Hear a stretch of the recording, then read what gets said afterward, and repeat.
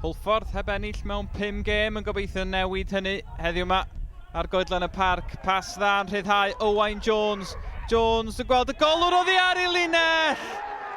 A Owain Jones yn rhoi'r tîm cartre ar y blaen. Wedi dim ond 8 munud. 4edd gol mewn 4 gêm i Jones. A mi nath o gymryd hon yn wych. Scotcher dros y gic rydd. Mae'n un dda. Tancock yn gwbl rydd. A mi ddylai'r amddiffynwr di gwneud yn well.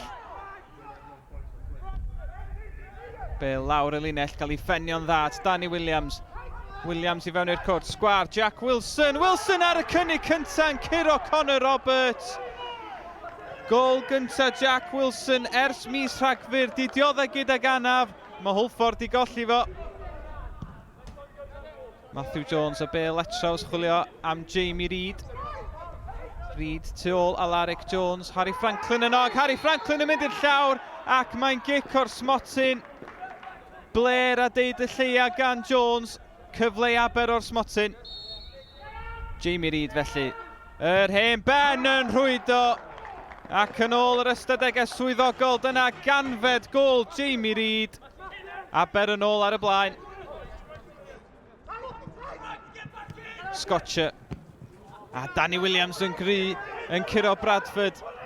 Williams yn y cwrt. So Williams yn ergydio ac yn dod o hyd i'r gornel bella. Gwych gan y blaenwr bach. Do neb yn disgwyl honna a mae'r adar gleision yn gyfartal. Scotcher. Chydig o le amser i godi Ben y croesiad. Yn un da, Ben Fawcett yn ymestyn. Yn cael blaen troed iddi ond dim digon ar y cynnig. Wilson y tafliad hir. Williams y peniad. A ble mae hon yn disgyn? Shepherd! Oddi ar Scotcher dros y trawst. Y gicrydd i fewn i'r cwrt. Mac Williams y capten yn codi ac yn methu'r targed o drwch blewyn. Mor agos i aber.